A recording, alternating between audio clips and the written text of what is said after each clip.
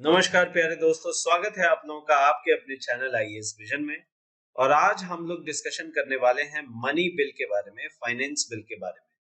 तो money bill और finance bill बहुत ही अहम पहलू हैं। ऑर्डिनरी बिल के बारे में हम लोग अपना डिस्कशन कर चुके हैं पहले ही। पिछले लेक्चर में हम लोग बहुत ही अच्छे से जान चुके हैं कि ऑर्डिनरी बिल क्या होगा, कैसे पास होगा और किन किन पार्लियामेंट्री प्रोसीजर्स के थ्रू उसे पास होने के लिए जाना पड़ता है। तो अब हम लोग का डिस्कशन आगे बढ़ता है money bill as well as finance bill. तो मनी बिल और फाइनेंस बिल बेसिकली एक तरीके का मनी बिल ही है। छोटे से प्रोविजंस उसमें थोड़े से अलग हुए हैं। क्या प्रोविजंस अलग हुए हैं उन पे हम लोग डिटेल में चर्चा करेंगे। तो आइए बिना किसी देरी के हम लोग शुरू करते हैं। तो सबसे पहले मनी बिल क्या है। अगर हम लोग मनी बिल की बात करें तो कोई भी बिल मनी बिल तब कहलाएगा अगर वो किसी भी प्रकार से मनी की बात कर रहा है, मनी रिलेटेड मैटर्स के बारे में वो कंसर्न है। कोई भी बिल मनी बिल कहलाएगा अगर वो मनी रिलेटेड मैटर्स को कंसर्न करता है या मनी रिलेटेड मैटर्स के साथ में डील करता है। और मनी रिलेटेड मैटर्स कौन कौन से हैं वो भी आर्टिकल 110 में सारे के सारे प्रोविजंस को स्पेसिफाई किया गया है। अगली ही स्लाइड में हम लोग आर्टिकल 110 को भी देखेंगे। लेकिन इतना जान लीजिए कि मनी बिल, जैसा कि इसका नाम सजेस्ट करता है कि मनी और उससे रिलेटेड मैटर्स, इनके बारे में डिस्कस जिस भी बिल में किया जाए, जो भी सेट ऑफ प्रपोजल्स इनको टेक केयर करने के लिए लाए जाए, वो सारे के सारे किस में आते हैं, मनी बिल में आते हैं। तो आइए जरा हम लोग आर्टिकल 110 जरा देख लेते हैं। तो भारतीय संविधान का अनुच्छेद 110वां कहता है कि जो मनी बिल है, कोई भी bill, any bill shall be deemed as, उसे मनी बिल माना जाएगा। देखिए, कोई भी बिल होगा उसे मनी बिल माना जाएगा, deemed as a money bill if it contains only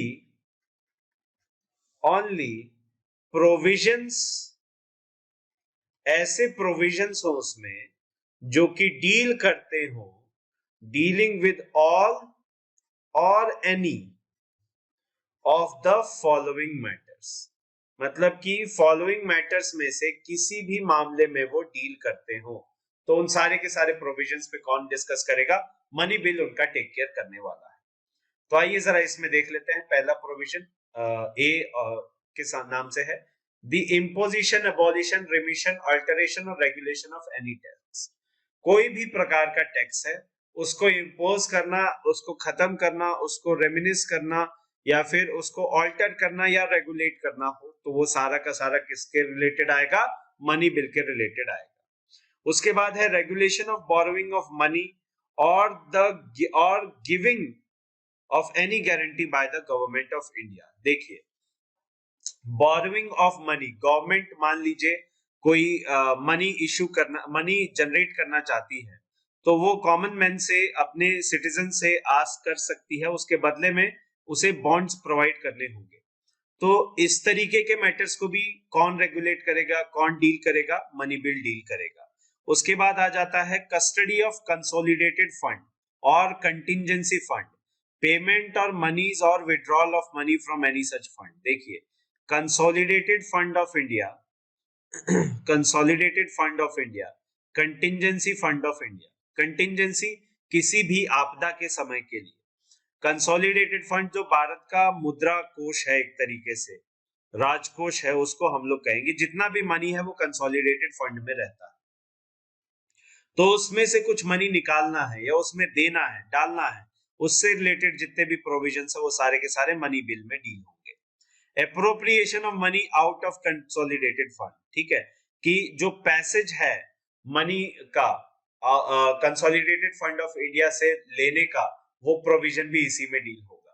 ठीक है, किसी भी प्रकार का एक्सपेंडिचर है ना, जो कि कंसोलिडेटेड फंड्स ऑफ इंडिया पे लगा हुआ है या फिर उस एक्सपेंडिचर को इंक्रीज करना है, उसके रिगार्डिंग भी जो बिल आएगा वो मनी बिल ही कहलाएगा। या फिर receipt of money on account of consolidated fund of India, public account of India, custody और issue of such money in audit in accounts of union और स्टेट। कहने का मतलब है कि जो भी एक्सपेंडिचर वगैरह हो रहा है या जो भी मनी रिसीप्ट हुई उसमें कंसोलिडेटेड फंड ऑफ इंडिया में, तो वो रिसीप्ट के अकॉर्डिंग उसके लिए जो बिल आएगा वो भी किस में रहेगा, मनी बिल की ही कैटेगरी में रहेगा।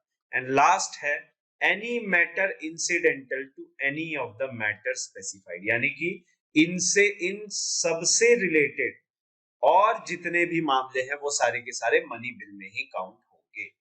ठीक, तो मनी बिल कुछ ऐसा है। अगर हम लोग शॉर्ट टर्म में देखें कि शॉर्ट फॉर्म में अगर समझे, तो जितने भी मनी रिलेटेड इश्यूज हैं उनको डील करने के लिए मनी बिल को पास किया जाता है। नेक्स्ट है features related to money bill. अब ये सवाल पैदा होता है कि मनी बिल से रिलेटेड कौन से फीचर्स हैं, मनी बिल के कौन से वो कैरेक्टरिस्टिक्स हैं जो कि उसे यूनिक बनाते हैं, ऑर्डिनरी बिल से अलग करते हैं। तो अगर हम लोग बात करें तो मनी बिल जो है वो सिर्फ और सिर्फ लोकसभा में इंट्रोड्यूस किया जा सकता है और उसमें भी प्रेसिडेंट की प्रायर परमिशन लेनी पड़ती है।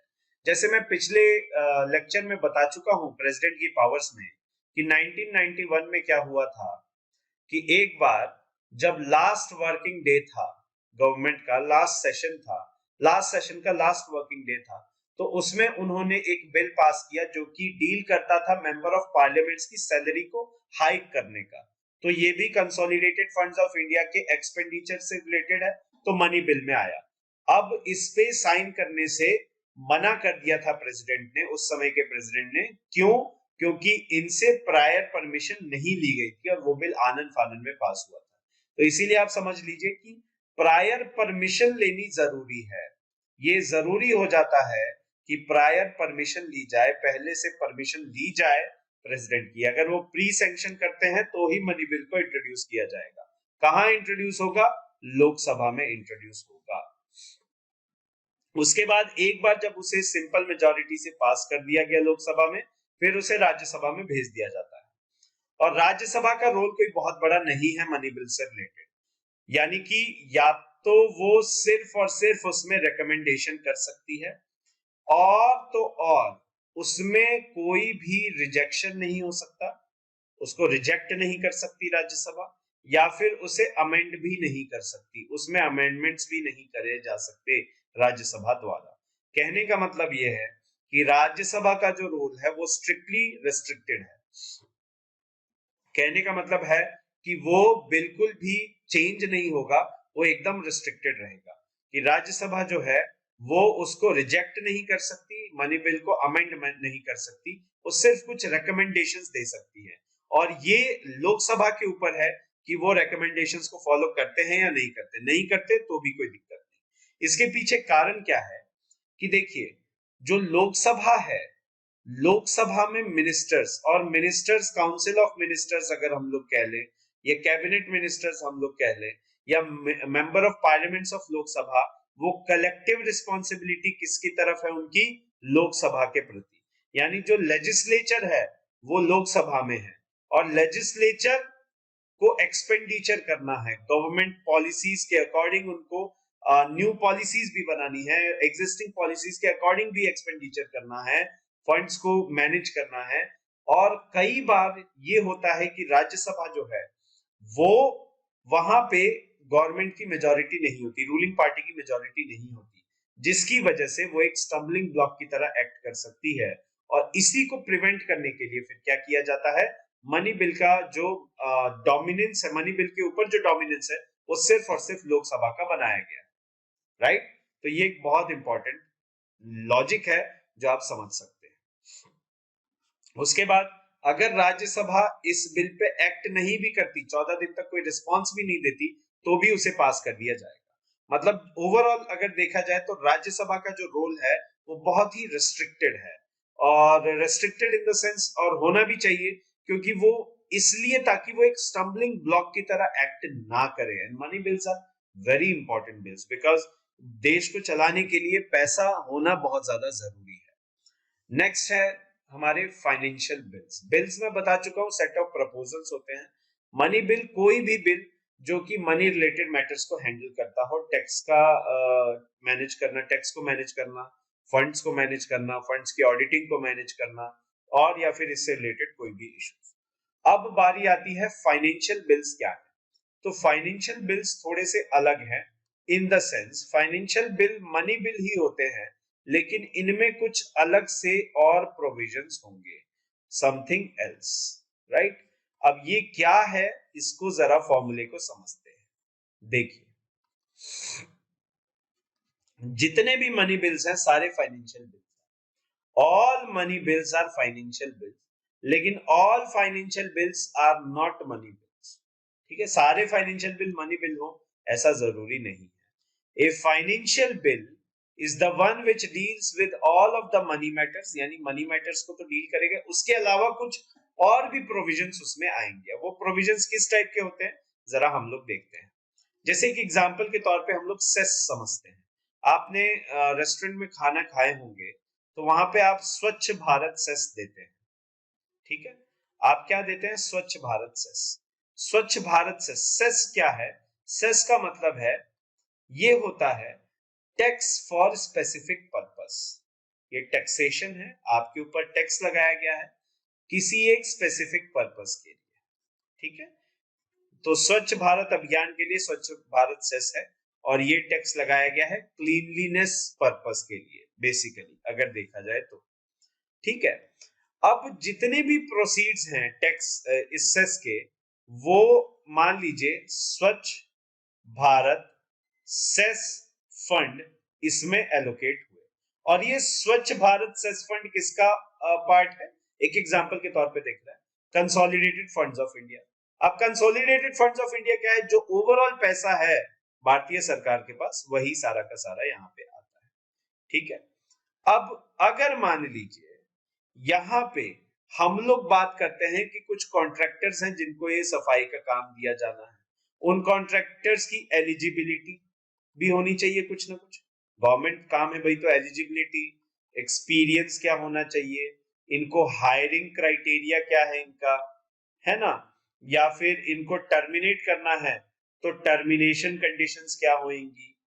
तो ये सारे के सारे प्रोविजंस भी इसमें आने जरूरी हैं।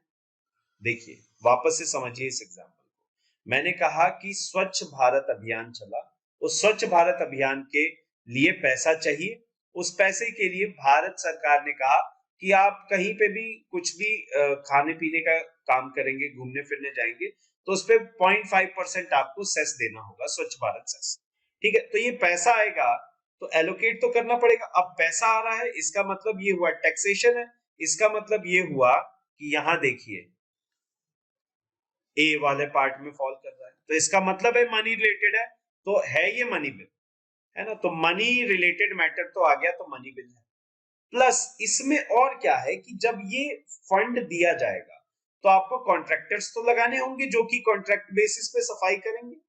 तो उन किन कॉन्ट्रैक्टर्स को आप लेंगे, कैसे आप उनकी स्क्रीनिंग करेंगे, उनका एक्सपीरियंस क्या होना चाहिए, उनको हायर करने का क्राइटेरिया क्या है, उनको टर्मिनेट करने का कंडीशंस क्या है, तो ये सारी की सारे प्रोविजंस मेंशन होने चाहिए। तो ये हो गया समथिंग एल्स। ठीक है, तो इसीलिए अगर स्वच्छ भारत सेस को इंट्रोड्यूस किया गया तो वो कैसा इंट्रोड्यूस हुआ, as a financial bill, not as a money bill, right. तो ये कहानी है, ये डिफरेंस है financial bill and money bill के बीच में, है ना। इसका मतलब ये हुआ कि जो फाइनेंशियल बिल है वो मनी मैटर्स के अलावा यानी कि मनी मैटर्स तो है ही, साथ के साथ अदर मैटर्स को भी टेक ओवर करेगा, अदर मामलों को भी ये साथ में लेगा। उसके अलावा एक और अंतर है, देखिए, मनी बिल, फाइनेंशियल बिल, इसको भी लोकसभा में, इसको भी लोकसभा में ही इंट्रोड्यूस किया जाएगा। यहां पे क्या है कि लोकसभा में इंट्रोड्यूस हुआ, यहां भी प्रायर परमिशन ऑफ प्रेसिडेंट की जरूरत है, और इस जगह भी प्रेसिडेंट की परमिशन की जरूरत है।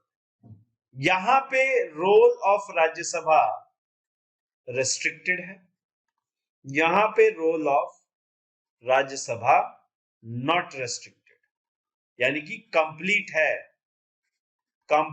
कहने का मतलब सिंपल मेजॉरिटी से अगर कोई फाइनेंशियल बिल पास होके पहुंचा राज्यसभा में, तो राज्यसभा उसको एक्सेप्ट भी कर सकती है, उसको रिजेक्ट भी कर सकती है, उसमें अमेंडमेंट भी इंपोज कर सकती है, उस पे एक्ट नहीं करे 6 महीने तक तो भी डेडलॉक की स्थिति आएगी और जॉइंट सेशन बिठाना पड़ेगा। यानी कि फाइनेंशियल बिल इन दो प्रोविजंस के, ये दो प्रोविजंस मनी बिल जैसे हैं और इसके अलावा जितने भी प्रोविजन हैं वो सारे के सारे ऑर्डिनरी बिल वाले हैं। तो ये डिफरेंस है मनी बिल और फाइनेंशियल बिल और ऑर्डिनरी बिल के अंदर, जो हम लोग पिछले वाले लेक्चर में देख चुके हैं। अब आइए जरा curious case of Aadhaar bill देखते हैं। सबसे पहले तो देख लेते हैं कि ये जो आधार नंबर है, यूनिक आईडी है, इसकी जरूरत क्यों आन पड़ी। देखिए हमारा जो कंट्री है वो सोशलिस्ट नेचर है उसका, है ना। सोशलिस्ट नेचर का मतलब क्या है कि जो बेनिफिट्स हैं, कुछ बेनिफिट्स हमें प्रोवाइड करने होंगे, किनको, बेनिफिशियरीज को। हमारे बेनिफिशियरीज हैं कुछ, तो उन बेनिफिशियरीज को ये बेनिफिट्स प्रोवाइड करने होते हैं, ठीक है। और ये किस फॉर्म में आते हैं, सब्सिडीज के फॉर्म में। जैसे आप देखते हैं कि जो गैस सिलेंडर है उस पे सब्सिडीज, एलपीजी सिलेंडर पे सब्सिडीज दी जाती है जो गरीब लोग हैं उनको, है ना। तो इस तरीके की बेनिफिट्स दिए जाते हैं, यही बेनिफिशियरीज को बेनिफिट्स दिए जाते हैं, ठीक है। अब प्रॉब्लम क्या थी, राजीव गांधी ने बहुत फेमस कोट कही थी कि प्रॉब्लम ये है कि हम लोग 100 रुपया देते हैं लेकिन पब्लिक तक, आम जनता तक पहुंचते पहुंचते वो 1 ही रुपया बट पाता है, बाकी सब कहां चला जाता है, जो बिचौलिए हैं, बिचौतिए हैं, मिडिलमैन हैं, उनकी जेब में, ठीक है। तो वो पूरा के पूरे 99 रुपीज मिडिलमैन के पॉकेट्स को भरने के काम में आ रहे हैं। यानी प्रॉब्लम दो प्रकार की थी। प्रॉब्लम थी जिनमें से अगर देखा जाए तो सबसे पहली प्रॉब्लम होती है यहां पे कि डुप्लीकेशन, ठीक है। दूसरा जो प्रॉब्लम था वो था लीकेज। लीकेज तो हमने देख लिया, मिडिलमैन पैसा खा जाते हैं। मान लीजिए कि आपको किसी बुजुर्ग व्यक्ति को पेंशन मिली, तो वहां पे पहले क्या होता था कि बिचौतिए को 800 रुपए उनकी जेब में, 900 रुपए तक उनकी जेब में जाते थे, 100 रुपए बेचारे पेंशन मिलती थी, राइट। तो ये लीकेज की प्रॉब्लम है। डुप्लीकेशन का मतलब है कि ये जो मिडिलमैन थे, ये जो बिचौतिए थे, अगर हैं 200 बेनिफिशियरीज, अगर मान लीजिए 200 बेनिफिशियरीज हैं तो ये लिस्ट देते थे 2000 बेनिफिशियरीज, तो ये है डुप्लीकेशन। इन्फ्लेटेड डेटा देने से भी नुकसान भारत सरकार का ही होता था, और at the end of the day suffer कौन करता था, कॉमन मैन, गरीब आदमी। तो आइडिया ये था कि आधार जो है वो एक यूनिक आईडी है ना, ये एक unique identification number, unique identification document है, और इसमें बायोमेट्रिक्स भी इंक्लूड होती है। बायोमेट्रिक्स कौन कौन सी, फिंगरप्रिंट्स एंड रेटिना स्कैन। ये यूनिक है, कैसे, हर एक पर्सन का फिंगरप्रिंट अलग है और उसका रेटिना स्कैन भी अलग है। तो अब आप क्या कीजिए, आप एक 12 डिजिट का यूनिक नंबर एक व्यक्ति को दे दीजिए, और जब प्रधानमंत्री जन धन योजना से उसका बैंक अकाउंट खुलवाइए, और उसका आधार नंबर है ही है, आधार आईडी है, ठीक है, यूनिक आईडी है, और उसके मोबाइल नंबर को रजिस्टर करा दीजिए, ठीक है। तो ये जो जैम ट्रिनिटी है, इस जैम ट्रिनिटी के चलते हुआ ये कि इस जैम ट्रिनिटी यानी कि जनधन आधार से बैंक अकाउंट खुलवाना, जनधन योजना से, प्रधानमंत्री जनधन योजना से बैंक अकाउंट खुलवाना, आधार आईडी को उससे लिंक करना और मोबाइल नंबर रजिस्टर करना, इससे हुआ ये कि जो डुप्लीकेशन और लीकेज की प्रॉब्लम थी वो खत्म हो गई। डुप्लीकेशन की क्यों, क्योंकि जो बैंक अकाउंट है जिसमें आधार आईडी ऐड हुई है, इसमें बायोमेट्रिक्स है और ये बायोमेट्रिक्स यूनिक होते हैं, तो डुप्लीकेशन की बात ही नहीं पैदा होती। उसके बाद लीकेज, आप सीधे सीधे इस अकाउंट में पैसा भेजेगी अगर स्टेट, तो पहुंचना था 2000 रुपए पेंशन, पूरी की पूरी 2000 पहुंचेगी, मिडिल मैन का खेल ही खत्म हो गया। कितनी जबरदस्त बात है ना। तो ये एक बहुत ही रेवोल्यूशनरी आइडिया है, ठीक है। लेकिन इसको जब इंट्रोड्यूस किया गया, तो इसको इंट्रोड्यूस किया गया कैसे, मनी बिल के तौर पे। अच्छा, अब इसे डिसाइड कौन करेगा, देखिए स्पीकर, पूरा का पूरा किसके ऊपर होता है, स्पीकर के ऊपर। स्पीकर ने एक बार कह दिया कि ये मनी बिल है, तो यस ये मनी बिल है। फिर उस डिसीजन को किसी भी कोर्ट ऑफ लॉ में आप चैलेंज नहीं कर सकते, ठीक है। तो उससे हुआ ये कि जो टारगेटेड डिलीवरीज हैं सब्सिडीज की, बेनिफिट्स की, बेनिफिशियरीज को पहुंचने लग गई, ठीक है, ये आराम से पहुंचने लग गई। तो एज अ मनी बिल इसे इंट्रोड्यूस किया था, ठीक है। अब ये मामला उठा कि यार एक बात बताइए, जो मनी बिल है वो मनी बिल तो सिर्फ और सिर्फ मनी रिलेटेड मैटर्स में काम करता है ना, जितने भी मनी रिलेटेड मैटर्स है उसी के लिए ये बिल पास होता है, ठीक है। लेकिन आपने यहाँ पे जो डेटा है, जो प्राइवेट डेटा है, जो बायोमेट्रिक्स है, बायोमेट्रिक्स, इसको भी तो इन्वॉल्व कर दिया। अब जब ये इन्वॉल्व हो गया तो फिर आप इसको मनी बिल कैसे बोल सकते हैं। और इसी बात को लेके जयराम रमेश जो कि एमपी थे कांग्रेस के, उस समय के राज्यसभा के, ये पहुंचे सुप्रीम कोर्ट। और ये सुप्रीम कोर्ट पहुंच के इन्होंने कहा कि मैं चैलेंज करना चाहता हूं किसके डिसीजन को, स्पीकर के डिसीजन को। क्यों? क्योंकि इन्होंने इस आधार बिल को मनी बिल क्यों कहा, है ना। हालांकि ये केस अभी भी पेंडिंग है ना। तो अब देखिए इसका जो अल्टरनेटिव एक एक्सप्लेनेशन था वो स्वर्गीय श्री अरुण जेटली जी ने दिया था, ठीक है। तो हम लोग जरा इस अल्टरनेटिव एक्सप्लेनेशन को देखते हैं जो अरुण जेटली साहब ने दिया था। आइए जरा देखिए। तो अरुण जेटली साहब ने कहा था कि जी हाँ ये अदर मैटर्स को इन्वॉल्व करता है, लेकिन आइए जरा इस आर्टिकल 110 को देखते हैं और इसके पॉइंट जी को जरा देखिए। Any matter incidental to any of the matters specified in subclause A से लेके F। जी हाँ, ये कंसोलिडेटेड फंड से मनी बेनिफिशियरीज तक पहुंचाने की बात है और ये टारगेटेड डिलीवरी है। ये क्या है? टारगेटेड डिलीवरी अचीव करवा पा रहे हैं हम लोग बेनिफिशियरीज को, ठीक है। टारगेटेड डिलीवरी टू बेनिफिशियरीज ये हम पहुंचा पा रहे हैं, है ना। तो ये हमारा प्राइमरी इंटेंशन है, मनी रिलेटेड है प्राइमरी इंटेंशन। उसके लिए जो टूल हम लोग यूज में ले रहे हैं, जो टूल यूज में ले रहे हैं वो है बायोमेट्रिक्स, वो है आधार, है ना। और यहां तो क्लॉज जी आराम से कहता है कि incidental to any of the matters, यानी कि जो बायोमेट्रिक है वो इंसिडेंटल है। ऐसा कह के ये हुआ और इसको as a money bill introduce किया गया, जबकि इसे फाइनेंशियल बिल होना चाहिए था, विपक्ष का ये कहना था। बहरहाल डिबेट में ज्यादा नहीं पड़ेंगे, वो किसी और दिन के लिए।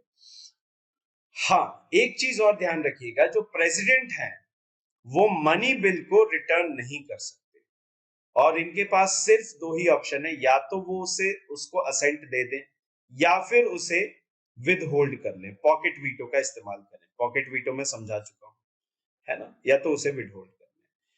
अच्छा, ये तभी जब देखिए ऐसा नहीं है कि आपने प्रेसिडेंट को दिखाया कि बिल इस फॉर्म में है और आपने बिल की शेप ही चेंज कर दी इंट्रोड्यूस करते वक्त, तब वो साइन नहीं करेंगे, तब उनके पास वो विद होल्ड कर सकते हैं, है ना। लेकिन आपने जिस फॉर्म में दिखाया उसी फॉर्म में अगर पास करवाया है तो प्रेसिडेंट को साइन करना पड़ेगा। लेकिन आपने दिखाया कुछ फॉर्म है और हुआ कुछ और फॉर्म, आया कुछ और फॉर्म, तो नहीं, फिर वो विद होल्ड कर सकते हैं। लेकिन साइन ना करने का तो सवाल ही नहीं होता मनी बिल के केस में। So this is how it is and special case of Aadhaar. I hope आपको समझ में आया हो। एंड ये सारे के सारे types of bill and passage of bills in the house of parliament इस तरीके से रहता है। एंड आई रियली होप आपको मजा आया हो। प्लीज वीडियो को शेयर जरूर करें एंड चैनल पे नए हैं सब्सक्राइब करें एंड पसंद आने पे लाइक जरूर करें, बेल आइकन प्रेस करें। यही हमारा इकलौता मोटिवेशन है। मिलते हैं अगले वीडियो में, तब तक के लिए जय हिंद, जय भारत, वंदे मातरम।